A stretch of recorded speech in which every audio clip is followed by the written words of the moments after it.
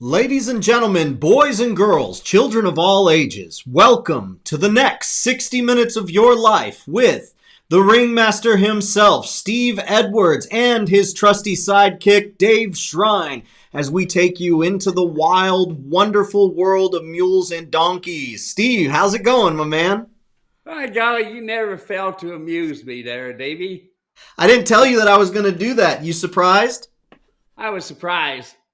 I kind of like the story that you told me about when you were had a lady sneak up on you there at Costco. What happened there? Oh my gosh. Well, I'll tell you in a second. That was pretty cool. Folks, my name is Dave. This is Steve Edwards. Every week we get together with you to talk mules and donkeys. This week is no exception. We sure are glad that you're spending a few minutes of your time with us. Whether you're here live or whether you're watching this on the replay, it really does mean a lot to us. Folks can figure out ways to make money. Folks can figure out ways to create experiences. But the one thing that we have not been able to master is creating more time. And the fact that you would spend some of yours with us, we'll do our best to make sure that it's worth it. Like I said, we do talk mules and donkeys every single week, and we want to make sure that we're talking about the things that matter most to you. And so how do we make sure to do that? Well, I've got a few questions that are queued up from folks who have sent us emails and Facebook messages over the course of the last week. But by and large, you're the one that directs the program. Your questions here and now dictate what we talk about. So there's three things that we ask you to do. Number one, we want to know that you're here. So put your name, where you're watching from, and what the weather is like today. That just gives us a little bit of idea of who you are, where you're from, and what life is like in your shoes right now, at least as far as it goes with the weather. So your name, where you're watching from, and what the weather's like. You'll see folks here on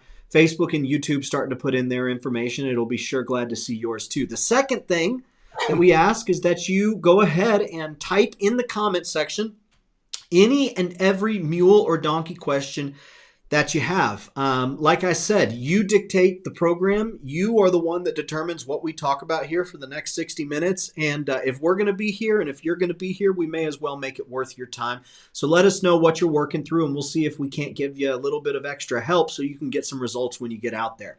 The third thing is that you share the broadcast. That's really the only thing for us that we ask. The first one is getting to know you. The second one's getting to know the problems. But for us, we'd love to get this program in front of more people so that when they run into problems, they know that they have a source they can go to. And a source it is. We've been doing this program for years, and we've got thousands upon thousands of questions that we have answered over time. And we'll be giving more information about what we're doing with all those answers here in upcoming broadcasts. But today, we are going to be talking mules and donkeys, answering your questions. And Steve, yes, I was in a Costco. My family and I, we've grown to 5, and feeding 5 mouths, I'm not complaining, I'm just saying, it gets expensive. And if there's one place where you can go spend $400 like that, but feel real great about spending under $10 for dinner, it is Costco. And so this last week, my family and I, all 3 of my boys, I have a 6-year-old, 9-year-old, and a 10-year-old. He's almost 11. We were at Costco sitting down, 2 pieces of pizza, 1 hot dog, and 2 of us nibbling off of the others. We're sitting there eating, and if everyone eats a good dinner, we'll go get that berry sundae and the churro. And as we're watching, a very sweet woman kind of walks up to us. And this happens occasionally because we have just 3 boys. And so you'll have moms come up to you and say, oh, they remind me of when my boys were 3 or when my 3 boys were that age. And it's so fun. And so she approaches and she goes, are you Dave? I said, yes, I am. I said, have we met before? She goes, I watch you. I said, oh, okay. She says, on YouTube. I watch you on YouTube. Oh, okay. She says, I watch you with Steve Edwards. Oh, my goodness. What's your name? She goes, well, my name's Susan, and this is my husband, Mike. And yeah, we watch you with Steve Edwards every week. Oh, how awesome. I'm so glad you said something. Do y'all have equine? Yes, we do. We've got mules, and I've put my questions in the past, and Steve's answered them for me. I said, oh, my goodness, Susan, I'm so grateful that you said something. This is a kick. And not 5 minutes later did Mr. Steve Edwards message me himself with something. You were saying something, and I replied back. I said, guess what, Steve? Someone recognized me because I'm on your program. And as she's leaving, as we're leaving and she's leaving, she goes to my boys and she goes, boys, your father is famous in the mule and donkey community. Well, they just really. I thought that was so funny. It was so funny. And Susan, if you're watching this live or on the replay, and if you're there with Mike, thank you so much for saying something. That sure was fun. I know that happens to Steve. It doesn't happen to me as often as I know it does to you, Steve. But it really is fun seeing that there's real folks on the other side of these conversations and the other side of the screens, isn't it? Yep. Yeah, it is. It's very exciting. And so, well, let's hop into it and see who's hanging out with us so far. And I've got a few questions in the chamber all loaded up and ready to go. But first, Cowboy Ken is watching. 51 degrees in Connecticut, where it is sunny, and I'm sure our friends on the East Coast are happy to say it's sunny. Jim is watching live from Western Maryland, 48 degrees, clear, and 45-mile-per-hour wind gust. Laura is watching from Central Missouri, under cloudy, warm skies. Polly is watching from Barnesville, Minnesota, 54 degrees and nice today. Looking forward to harnessing the team and going for a drive or saddling up for a ride. Robin is watching from Anza, California, and Laura says, finally found an equine chiropractor for my mule. Wow, what a difference that made in Reba's attitude and stride. And that's a great question, Steve. Have you always believe, or do you believe in the power of a chiropractor? Have you always believed that? Do folks have a hard time, trusting a chiropractor? Tell us a little bit about what we should make in regards to chiropractors and mules. Yeah, well, personally, I use a chiropractor on me and my wife.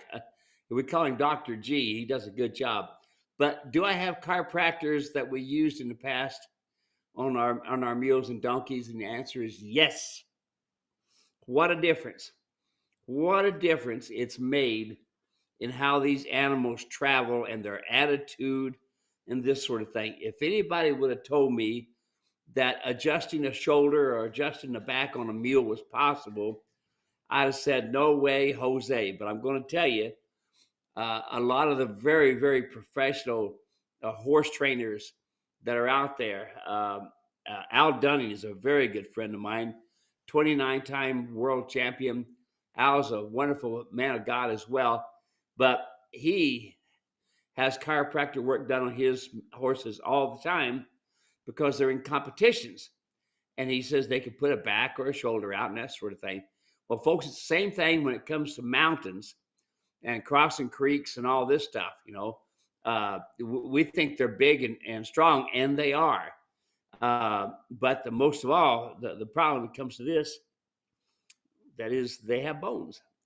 Yeah. And they have muscles, and they can go out of place. And that's how I started trying to figure out all the time why my mule, why my donkey did certain things. That's what I did. I wanted to know. I didn't want to just, okay, he's got a rub mark on him because I rode him. He's got a sore mouth because he was fighting me. No. Some of that there happens to be is my fault, yes, but there are ways of fixing things. And that chiropractor, absolutely. Believe in them. They do a good job. You cannot believe, if you get the right chiropractor, especially, that's important, you cannot believe the difference it'll make in your mule, especially when they're riding in semi-quarter horse and quarter horse saddles. Folks, horse saddles, they keep me busy, and I know they keep chiropractors busy in the area. Awesome. Very good. Great question or great comment. And I'm glad we were able to talk a little bit about that and add it to our ever-growing list of Steve Edwards Q&A answer videos. More on that coming in the future. Tommy is watching from windy Utah. Mike is watching from New Mexico, where it's beautiful there, he says. Daryl and Bobby Joe are watching from Evergreen, Alabama, sunny and 77. Myra is watching from a cool post-rain day here in Southern California. And that takes us to our next question. This one comes from Jared. Jared says, I have a 1-month-old colt. I'm curious as to what type of foundation work I should be working on with my young colt. At what age do you recommend the come along rope? I have a small halter with a lead rope that I use. He responds pretty well with it.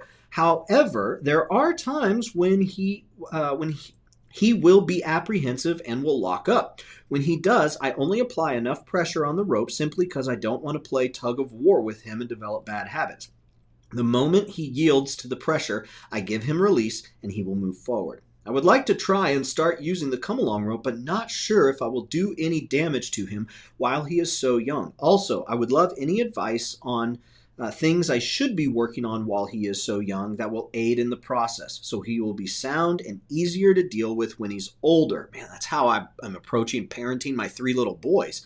I have looked at your training videos and I don't see anything about foals, which we've talked about it. I don't know that we have any videos specifically about foals, but any help would be greatly appreciated. Thank you, Jared. What would you say to Jared, Steve? Well, Jared, these foals need us in the worst way until till they're 3 years old on an average. You can do all kinds of things with them. When I've had ones that were still in a sack, and they get out of their placenta, and then they're standing up, kind of wondering what this new world is. I've actually put baling twine on them, made a come along hitch out of baling twine, move their nose over to the right, move their nose on the left, tuck their nose, pick their nose up, and I've even moved the feet just a little bit. Now, when it comes down to your baby right now, 1 month old, put the come along hitch on him. That's all right. Just put it on there smoothly. Do little small movements with it back and forth with your hand, and you'll do just fine. But the biggest thing you need to do is, number one, they do not come into your space. Always the rule is, folks, babies, older ones, or whatever, they cannot come into my space. I can come into their space.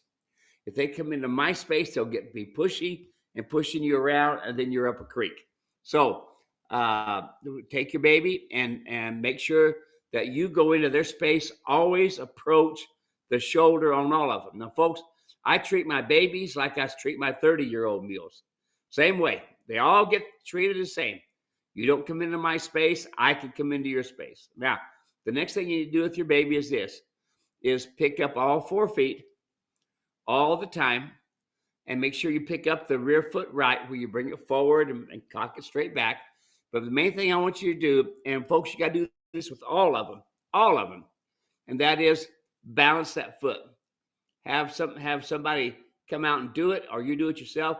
All you have to do is take a rasp and make sure it's flat. That way you'll have straight legs on your mules. You ever notice, folks? Very, very few mules out there are straight-legged. They get that from their donkey, and the donkey gets that from not having the right farrier work on them and keeping them balanced. Dave, I sent you a little text just a few minutes ago with a picture of a mule shoe. Let me see. It has not come in yet. Let me check my email and see if it's come in there. I don't see it yet. It'll come in by text. Hasn't come in by text just yet. But I will keep my eyes peeled. See if it comes in here shortly. Send it to Dave's Shrine right there. And let's get ready to go again right there. While we're waiting for that, can we go on to the next question, Steve? Absolutely. All right. Next question. This one came in from Eloise. She says, where can I find a quote-unquote legit trained mule for sale? No scams. In the greater area of Phoenix, Arizona. Where can Eloise find a legit trained mule? No scams. No such thing. Yeah, I'm sorry. No such thing. Unfortunately, a lot of the people that are selling mules today are basically horsemen. They've gone to a sale, or they found a mule someplace, and if they don't have a story, they put a good story on it and they sell it. Now, let's kind of look at this a little bit. And I can't completely blame the horse traders and the traders. But I also have to put some blame on you and me, because here's the deal: education. There's no such thing as a perfectly trained mule. Nope, don't exist. No such thing as a mule doesn't make mistakes. Nope, don't exist. Same thing with people. People make mistakes all the time. It's the way life is. But when it comes down to buying a mule from someone, you get yourself educated. You understand how he turns on the forehand, how he side passes. You understand about picking up all 4 feet. You make all those. Don't just say, "Okay, I got a mule here and he's trained." I bought one trained, and all of a sudden he makes a mistake. Oh, the mule ain't trained. No, no, no. It's you. Now, I'll go back to one other thing I'll always like to share, and that's this. I would do my clinics, and I would be riding my mule, and I would demonstrate my mule, and everybody just saw that mule did anything I asked him to. Side pass, turn on the forehand, everything on light rein, pick up all 4 feet, load in the trailer, cross the tarp, anything they wanted to do, anything. Now, I'd have people come down to the audience and say, "All right, how many here have been riding 20 years? Hands fly up everywhere." So when they do, I say, "Come on down here, climb on my mule." 15 minutes later, Dave, looked like the mule wasn't even broke, you know. So, folks, it wasn't the mule. Matter of fact, I was just over at the Phoenix Zoo last week, Dave, and I had Popeye there. Popeye's now finishing his last days there. And I was showing them, they were saying how Popeye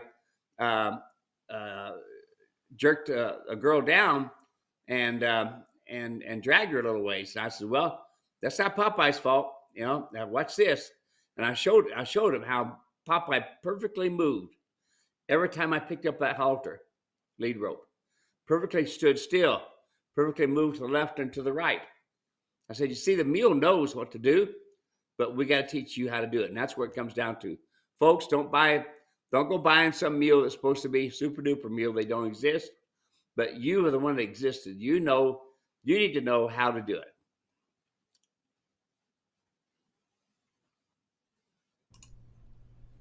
Oh, there's Popeye. How long has Popeye been there? Oh, I'm going to say probably 5 years now. I remember going to. I forget that you know the folks at the Phoenix Zoo, that you're well acquainted with them, and that you've got a relationship with them. And when I took that picture here, I thought I was being smart and like, I know something Steve Edwards. I met a mule Steve Edwards hasn't met yet. And I send a picture, and Steve just writes back, he has no idea where I am, no idea what I'm doing. I send a picture of a mule. He goes, "Oh, hey, that's Popeye." I was like, I should have known. I should have known better. All right, let's continue on here. We've got Dave O'Brien watching from East Texas, 75 degrees and nice. Thank you for the Buckaroo Light saddle. It is beautiful. That is the newest saddle that you've got. Steve, tell folks real quick just about the Buckaroo Light saddle and what makes it unique and different. Well, guys do better in an unpadded seat. Because of their pelvis difference between a women and men, when a guy sets down, we tend to slouch, don't we, guys? We tend to slouch. Yep. Gals, they set up all nice and erect, ride very proper. It's because of their pelvis, how it's set up.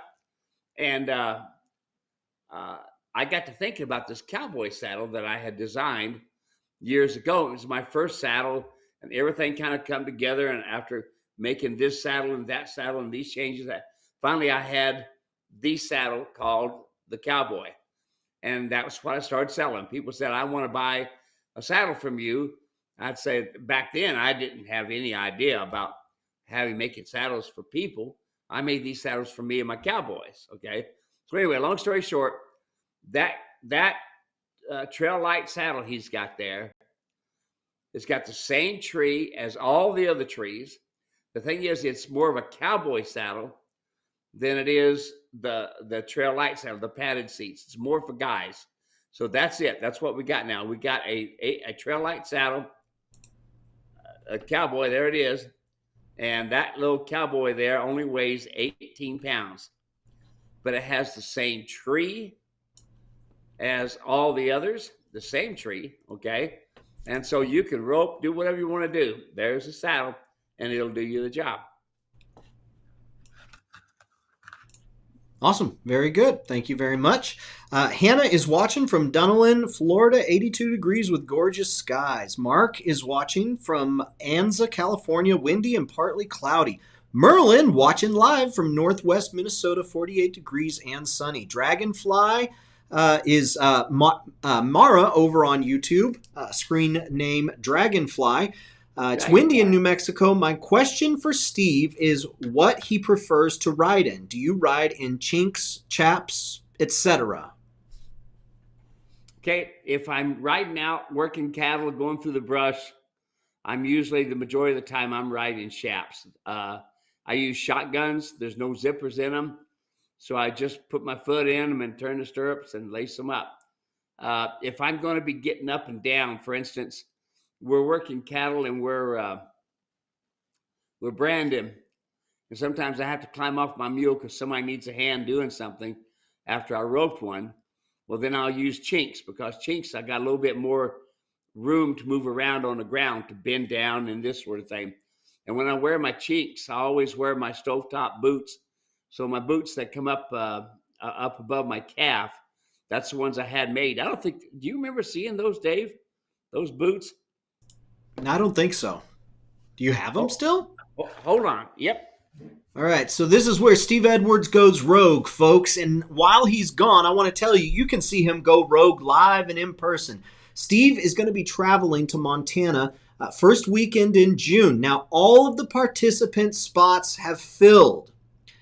That means that we've got spectator spots left, and y'all can come out, hang out with Steve Edwards, and get your questions answered. Yes, I have seen those, Steve. I have seen those now that you're showing them. And I think we've shown them one other time on a program.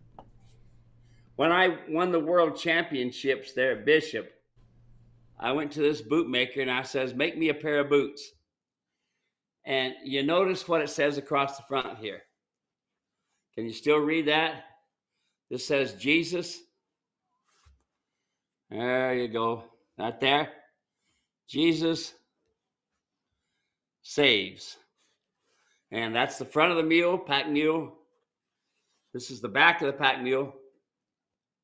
And then I always wear underslung heel. So that locks into my stirrup. That's the purpose of that heel, is to lock your stirrup. So my boot is actually right here. And it depends on if I ride an oxbows or not. But that's one of the boots. And I had some boots made when I won that world championship.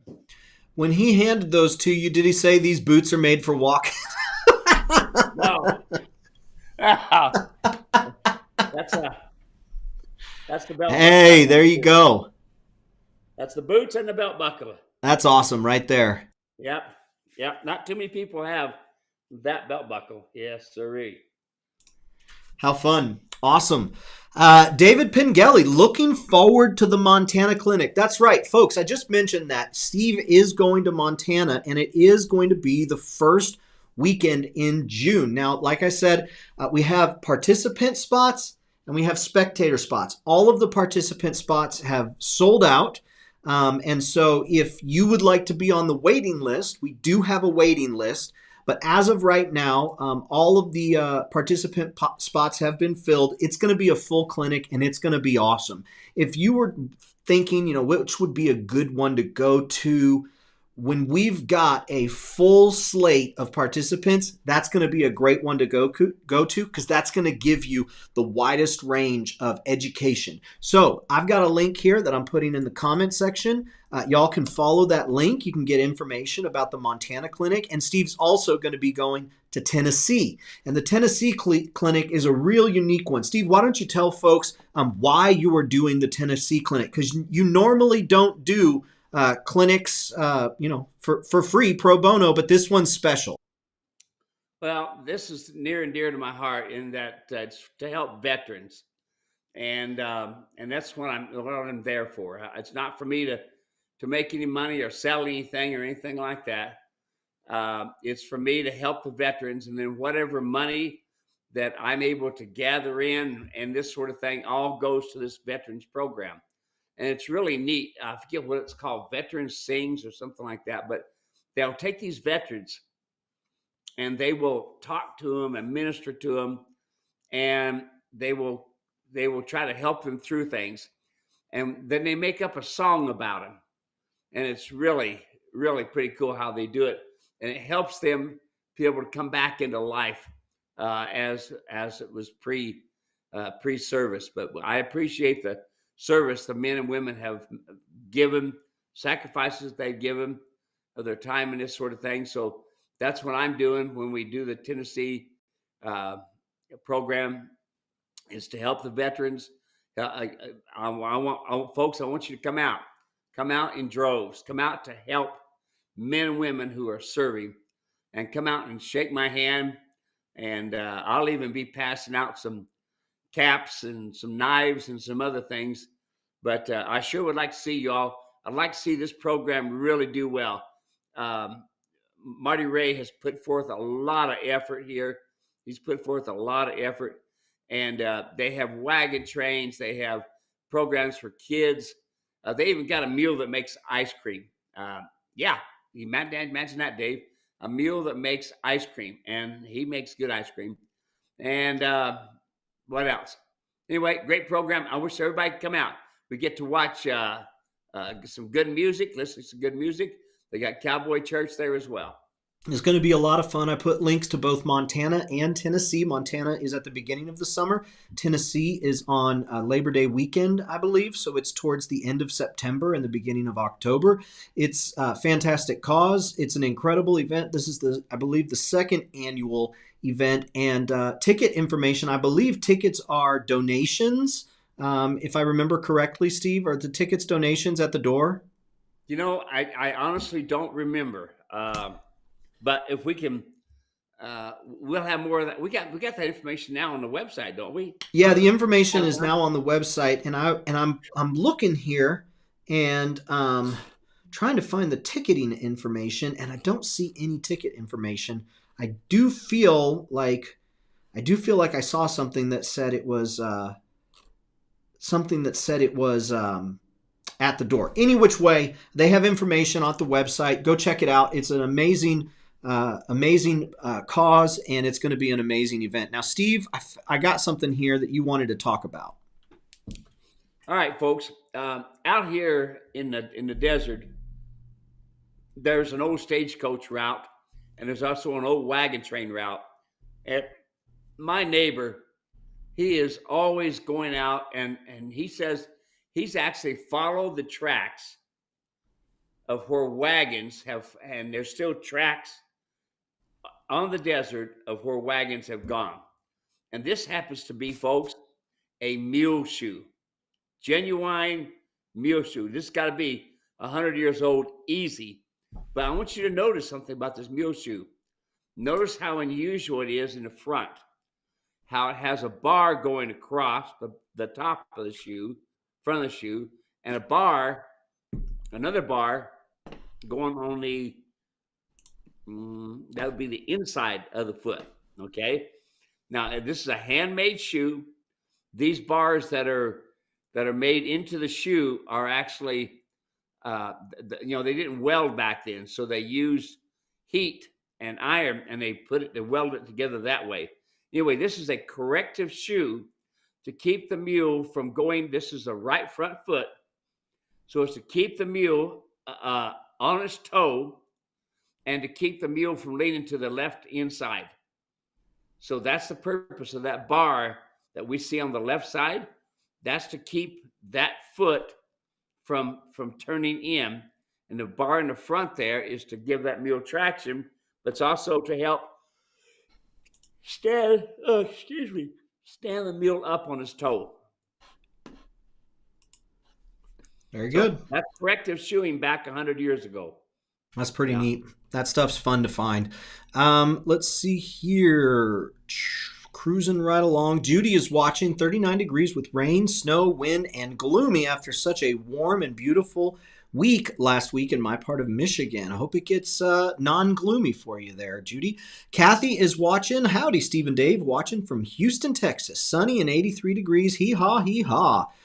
Dave O'Brien, I am having good luck with the martingale on my 2-year-old, but getting the double twisted wire bit in her mouth can take 10 minutes. She is very guarded of her mouth and moves her head all over, even with the come along rope. Any secrets on opening her mouth? Sticking my thumb in the corner of her mouth is not working like on my horses. Nope, it won't work on your horses. Okay. Now, Dave, when it comes down to this, yes, folks, you got to have the come along hitch. This is the other Dave, Dave O'Brien. So, yes, you have to have the come along hitch all the time. You never know when they're going to say no. Now, here it comes. You got the right side of the jaw, left side of the jaw. And what horsemen do is they take their thumb and they put it in the corner of the mouth like this, and it gets them to open their mouth, and then they're able to put a bit in. Okay. Well, that's it kind of works for mules at times, but it don't work like it should. So what do? I take and I make it fun and I make it feel good. The bars of their mouth have no teeth. So this is the front of the teeth. These are the incisors. A John mule has a tooth here, but he won't have it at this age. And then you have your molars back here in the back. All right. So right in this area, there are no teeth. So what you want to do is you want to rub that bar, rub it back and forth, and make it feel good. That's what you want to do. Then they'll open their mouth. All right. They'll open their mouth. And then you slide the bit in. Now, I like to take my babies and use a little honey on the bit. Now, all of you folks, Dave, I know you got honey because you sent me some. Put a little honey on the bit and slide it in the mouth, and you will find those mules will want to take that bit a whole lot easier. Now, let's go back to training. Number 1, the head must be down, nose tip to the left, and it must stay right there. It's not important to put the bit on if the mouth head goes over here, around here, like this. You only put the bit on when it's correct. Head down, nose to the left. So what you're going to do is you're going to practice with the mule. Right hand behind the pole, left hand on the nose, and you're not going to pull it. You're just going to hold your hands there. They'll get comfortable and they'll drop their head. Take your hands off, put your hands back on. They'll get comfortable again. They'll drop their head. Take your hands off, put your hands back on. And then when you take your hands off, get to the point to where they keep their head there. Now, Dave, we got some video of me doing this the last clinic that we did here 2 years ago. And that mule stayed right there perfect. And I had not touched that mule until then. But you got the idea, folks? You'll teach the mule to keep his head turned to the left and keep his head down. How do you do that? With your hands on their nose, hand on the pole. That's all. I'm not putting any pressure. All I'm doing is just got my hands there. As soon as I feel them drop their head, I take my hands off, put my hands back on. They'll drop their head again, take my hands off, put my hands back on. So what I'm doing, I'm preparing the mule, the donkey, for the bit and the bridle for the first time. And I always put it on loose, as you see in the video. The video shows you, teach the mule to pack the bit. Never create 1 wrinkle or 2 wrinkles. Don't do that. Always, always, always teach them to pick up the bit and carry it. Now, here's the deal. The bars of the mouth on the right-hand side, you got to rub those bars and make it feel good so that they will open their mouth. And you do that, David, and everybody else, by using this finger right here. Yep, this one. This is the one you rub in the bar, you put it in the mouth, and you rub the mouth, make it feel good. Rub that bar, they'll open their mouth, they'll drop their head, they'll open their mouth, they'll drop their head, and you keep using that finger to rub that bar in that mouth. Rubbing that bar feels good. Rubbing that bar wants for you to get response, and you will. All right. So just do that. Number 1, head drops. Okay, that's first. Don't even bring the bridle around. First, teach the mule to drop the head, tip the nose to the left. Second thing you do is teach the mule to keep his head there as you're putting the bridle on. Now, it's not important to put the bridle on. That's not the final goal. The final goal is that the mule keeps his head down and nose tip to the left. Wonderful. Next question. This one comes in from Alexander. Alexander says, do you offer any riding trips in your area? And I know the answer to that question is no.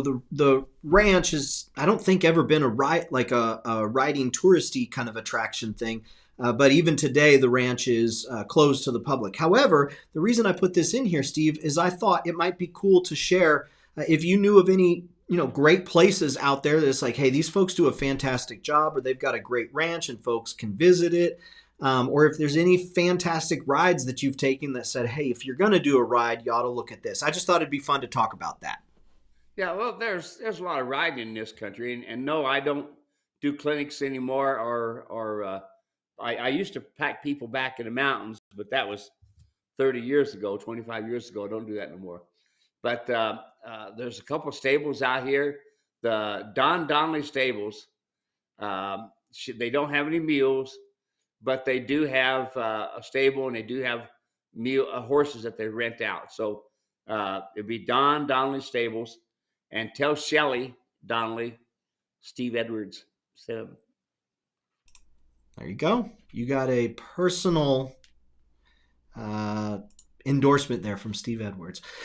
Moving right along, Dale is watching from Keller, Texas, cloudy and 72. Mike says, thank you, Steve and Dave. You are doing God's work for us and the mule world.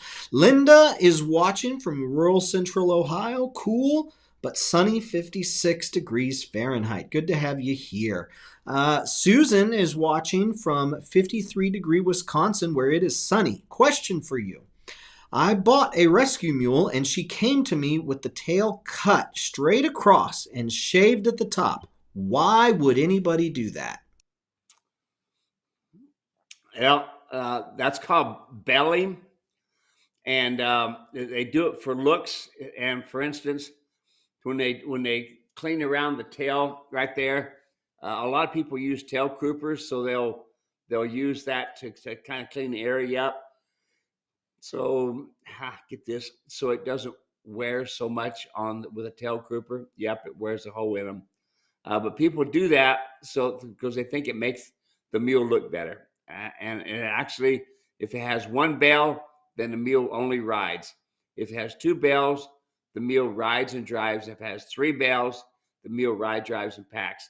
In the Army at night, or when it was dark, they used to go out and feel the tails of the mules. And they feel the tail, and they tell which ones ride, which ones drive, which ones pack. And that was how they would put them in the wagons or get them saddled up. All right. Elizabeth says, Steve, I can't afford a new saddle right now. Can I make my old Tex tan saddle work? It has front and back rigging and is laced in the back. Can I remove the lacing and make the back open? What would you say? We get this a lot where folks, they want to upgrade their saddle to something that's more for their mule, but they're trying to figure out ways to make what they have work. Steve, is there any way to make what they have work? Well, I mean, you can make it work for a while until the mule finally has had enough of the pain and this sort of thing, and the being uncomfortable with them. There's not much you can do, folks. The D-rings are in the wrong place. Yes, cutting out the back will help from rubbing on the back, but you still have a bar that puts a twist on it, and it puts pressure on the 6th and 7th rib. And I used to blanket them up. I've tried cutting and moving things, you name it. I've spent a lot of years trying to figure out how to make the mule comfortable. And here's the thing, folks.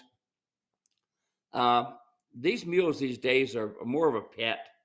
And back when I first started riding them and this sort of thing, they were a tool. And if they got some white marks on them, who cares? Well, now I do. And now I know why. And I know because it's not completely the way the saddle is made. It's also how we place the saddle on the mule's back. Notice, folks, on your horses, on your mules, where do you see your white spots the most? Right in behind the scapula. Why is that? Because horsemen over tighten the front cinch, and the back of the saddle sticks up. I'm just watching some on YouTube today and videos. Dave, I don't know why I do that to myself, but I did. And see all these people with their saddles incorrect, no rear cinch, no britching, saddle sitting on top of the scapula, just crippling the mule. So, ma'am, I know you want to ride, and folks, I know all of you want to ride, but here's the important thing: get your mule solid on the ground. We've got some pictures here of a donkey just standing quietly, ground tied. There's a mule. Now there's a mule ground tied. You see that? That mule standing still, nobody on his back. There you are. Okay. Teach your donkey, your horse to do that right there. Ground tie. Now we got one of a donkey too, right there. Again, ground tie. Okay. The proper way to ground tie is the right rein is circled on the horn, dallied on the horn, and the left rein is hanging on the ground. And that way, if they happen to move or step and they catch the rein, it'll only break in one spot. And so, folks, that's what you need to do. I know you want to ride, and I understand, but the riding's not the most important part. Most important part is have your donkey and your mule comfortable. And as you can see, both the mule and the donkey are standing nice and quiet. Reins are on the ground, and that takes a while to do that. Congratulations to the riders that did do that. So to answer your question, no, you can't make the saddle fit. There's no such thing as a saddle pad that'll make it work. The downside of the saddle pads that are adjustable, where you add a shim and this sort of thing, you end up adding shims in the wrong places and end up causing more damage to the animal. So I really wish I could tell you, yep, your saddle will work, but nope, it will not. Awesome. Thank you for asking that question, Elizabeth. Appreciate it. Matt is watching from Dulce, California, 65 and sunny. Do you have any suggestions on introducing a mule to cattle sorting? What is cattle sorting? And do you have any suggestions on introducing a mule? Well, cattle sorting is, we have a bunch of cattle in an area, and we want to put our heifers in one pen. We want to put our bulls in another pen, and this sort of thing. We want to put our babies in another pen. So that's sorting them, so that we've got them figured out for shipping. Now they do have games they play today where you can do sorting. Jess, leave it. You can do sorting, and hold on a second, Dave. Yeah, you got it. Let's see here. While we're doing that, hop over. Sean is watching from Valiant, Oklahoma, 70 degrees, partly cloudy, great weather right now. Hey, David Scholl is watching. That means we've gone international. We've got Jem watching. We're at 79. Dave O'Brien says, thank you. Eileen says, hello, everyone. Cloudy and windy here in Nebraska. Jem says, it's 79 degrees and sunny in Alabama. Bruce is watching from New Braunfels, Texas. We're at 77 and windy. Hey, our friend Bill Rose is watching from Ohio. We're at sunny and 52. He says, I can't find the sharing to Mules of Ohio and Indiana button today. You'll find it, Bill. Oh, he says he found it. There you go. All right. Let's see. You good, Steve? Yeah, I got it. I got a guy doing some work for me, and so he had a question, so I just got him real quick there. Hey, Bill Rose. Bill Rose is in Ohio. Bill, I've got another guy in Ohio that has a blade that I need for my tractor. In other words, it's a front scoop. So I need somebody that, Jess, leave it. Good boy. Good boy. Here. Good boy. So I need somebody with a flatbed trailer that's coming out west. I need to be able to visit with you so I can see about getting somebody to ship that tractor parts out here for me. All right, Bill. We need you to come through. Let's see if you know anyone there, Bill. Okay, going back. Uh, let's see. Merlin says, I know sweet iron is getting hard to get, but I was wondering if you ever considered making your twisted wire snaffle bit with it. Also, the Liverpool bit. Now, you use sweet iron in the trail riding bit, but Right. what about the double twisted wire snaffle, which is what comes with the Mule Riders martingale? And then he talks about the Liverpool bit. Right. Neither one of those type of bits need sweet iron. It's not the kind of thing to where you're going to be neck reining and the bit is laying in their mouth. When you're driving, you're going to be driving with two hands. So the Liverpool bit and the double twisted wire snaffle bit and the martingale, they don't need sweet iron. Their mouths will still salivate and this sort of thing. But they don't need it. The double twisted wire, and you especially don't want to use copper. All right. Next, Judy says it's sunny and 50 degrees here in Gazelle, California. I looked at a mule last weekend. He was 3 years, friendly, but slightly busy guy. He was not trained and had a minimal ground manners. He was calm in the barn around other horses, but when led away from the sight of other animals to be tied at the horse trailer, he became nervous and edgy. Is this to be expected because of his age and level of training, which is little due to the owner's health problems? I just want a very calm mule. I liked him when he was with his friends, but worried about him when he was being away from the others because he acted spooky. Okay, it's called being an equine. There's no changing it. They could be a 30-year-old or they could be a 30-month-old. They want to be with their friends. They don't want to be with predators. That's you. Uh, and they're a prey animal. So therefore, they need to be. They want to be with other animals, And when they get away from their friends, now they're uncomfortable. Now they know that they're on the bottom of the food chain, and they know that they need to be around their buddies because they feel more comfortable. So it's that's the way it goes. It's going to be a 30-year-old to do the same thing as a 3-year-old. There's no changing.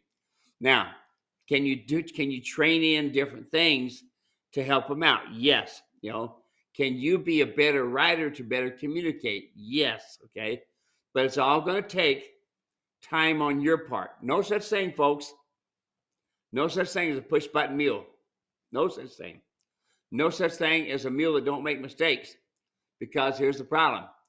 You make mistakes. People make mistakes. And since they make mistakes, the mule's going to make a mistake. Now keep this in your mind. You're driving down the road. And all of a sudden you look to the left, and all of a sudden the rumble strip on the right, it's a rumble strip. It's to tell you you're going too far to the right. And in my wife's truck, she's got a deal where the steering wheel actually shakes when you go off to the white line on the left or right. Yeah. Why is that? Because we kind of lose thought of what we're doing and we're not paying attention. Okay. And so then the car will go off wherever. Same thing with the mule. If you don't ride the mule, ride it with your hands, ride it with your seat, the mule's going to do whatever he wants to do.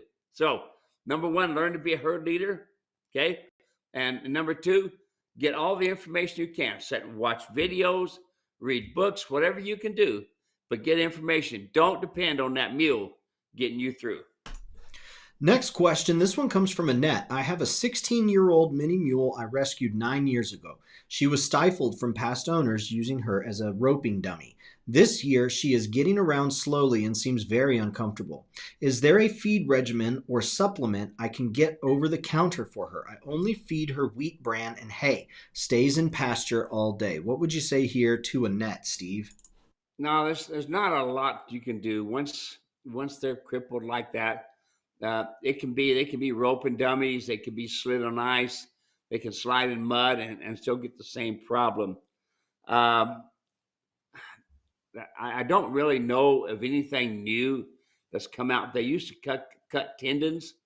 That used to come out and cut tendons so that they had a little bit better life. Congosamine and chondroitin is a really good thing for all the joints in these animals. But once that starts, not really much you can do. But check with your vet and see if they can. It's called burning the tendons, and that sometimes helps them out. It gives them a little bit of relief. Another question came in from Aldo. Aldo says, I have a donkey with problems. Don't we all? He hit the cows and is aggressive with food. How can I fix this problem? Get them away from the cows. Look, mules are they'll take a mother up to a calf and keep the mother cow away and literally starve them to death. They'll also stomp your babies into the ground, and so you want to keep your dogs and your kids and your sheep and cattle and this sort of thing. Keep them away from all these mules. It makes no difference how old. Don't make a difference how old or how well trained they are. It is their natural way. And if you look on YouTube, you'll see a lot of donkeys and mules that have grabbed coyotes, that have grabbed dogs, and other things. I was watching a video the other day on YouTube of somebody that sent me where a donkey went running up behind this dog, grabbed him by the nape of the neck, and was dragging him. That's what they do, folks. That dog's a predator. They're a prey animal, and they're just trying to protect themselves. All right. Let's see here. Bill says, fingers crossed. Let's see what we can do. Chuck is watching in Kansas, windy and in the 80s. Matt clarified. He says, sorry, I meant ranch sorting 0 through 9. Now, I was looking at some other comments while you were answering, Matt. Do you need to talk about that right there, Steve? Well, ranch sorting, hold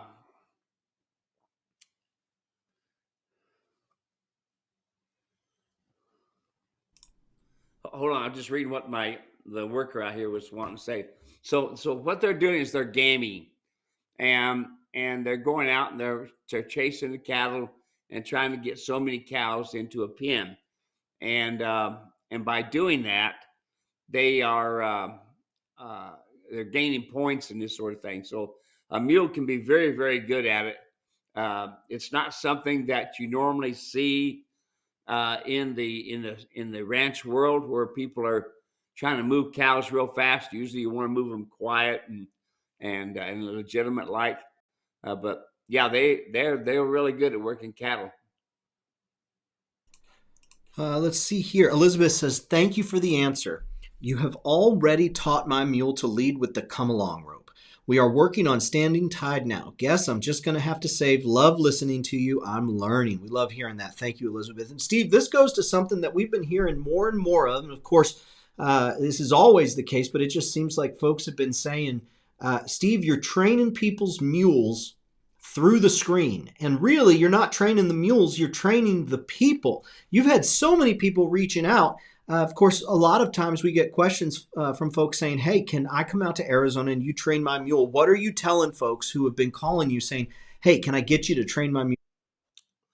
Yeah, no, I'm basically retired from training other people's mules. Yes, I'll go do a clinic here and there. I'm going to do the one up in Superior, Montana, then one over in Shelbyville, Tennessee. And yeah, I like doing expos and this sort of thing. But the actual training of the animals, no, I'm pretty much done with that. I've got a lot of information out there. I don't know how many videos we got out, Dave. You could probably tell us, but those are all to help you, because hey, could be that tomorrow I may not be here. So you got the videos. Got the videos. That's what we're doing here. We are creating a legacy for the mule and donkey world. Marsha, hey Marsha, watching from Virginia where it's clear and sunny. Polly is watching, says, my mules thumped a cowboy this week or coyote, not a cowboy. Oh my goodness. My mules thumped a coyote this week to death one night last week. So let's see. I guess just share. A farmer once wanted to use my mules. Oh, no, that's Polly. So no follow-up. She's just letting us know. So don't mess with Polly's mules. Dave says, I found a Nutrina Senior Horse Feed very close to Lincoln Light Food. It is a pellet feed. And you really do like the pellet feed. Why is it that pellet is what you prefer, Steve?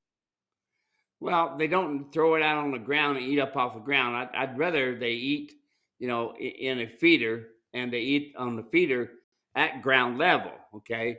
But the thing about the pellet is it doesn't have uh, snake parts in it and bird parts in it and bird poop and this sort of thing, creating the salmonella. It's a clean feed. You'll be able to feed it because it's got the vitamins and minerals that they need, and it's really easy to feed. And you don't have to worry about all the mess, because what happens is once they eat and they drink water, it blows up in their tummy, and they feel like they're full. It's a great thing to feed that pellet. And besides that, it's a lot cleaner for them. You don't have the salmonella poisoning, which most veterinarians claim to be uh, uh, well, they're not completely sure what it is. I believe most of it's salmonella. A lot of it can be colicky, just from eating sucking sand, but I really think most of it's from the salmonella in the bad hay choices that we have. Scott from South Carolina is watching. We're at 76 and sunny. Mark says, Steve, you talk about riding the mule with reins and seat.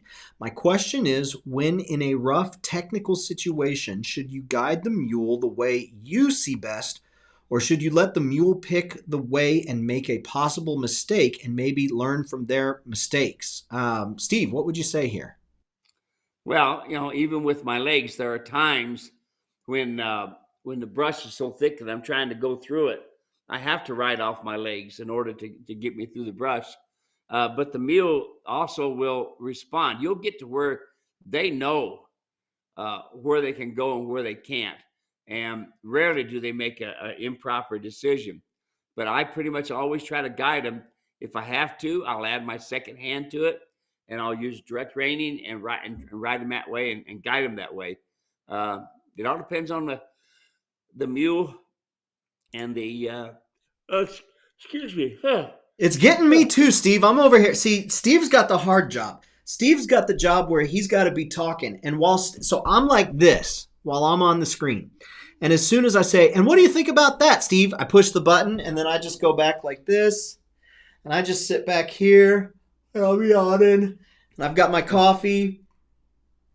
No coffee for me. Right and then my wife texts me, and so I just look to see, does she need me? And then then I'm checking the answers over here. By the time about 3:45 rolls around, I know all of the questions that are coming in, and I've got it all landed out. So at the beginning, it's a lot of activity for me, but towards the end here, I know where this thing's headed. So I take a little breather, and Steve's on the other side saying, Dave, bail me out here. No, I'm just kidding. No, I'm getting it too. I'm feeling the same way. I'll tell you what, Mark, a lot of folks think that I know about mules and donkeys. And in fact, I do know a lot about them, but it's all just knowledge. Until you get out there, until you start applying it, until you start working on the ground with everything you've learned, it's just knowledge, right? You can have folks who know the Bible front to back, cover to cover, and they don't know Jesus, right? What you got to do is you got to get out there and you got to live it, and you got to let it get inside of you, and you got to let it just boil up, and you have to put it to use,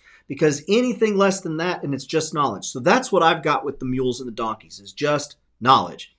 But I do have a little bit of riding experience, and the first time I ever rode was probably about 15 years ago with Steve. And am I riding Stacy or Pearl? Was it Stacy or Pearl?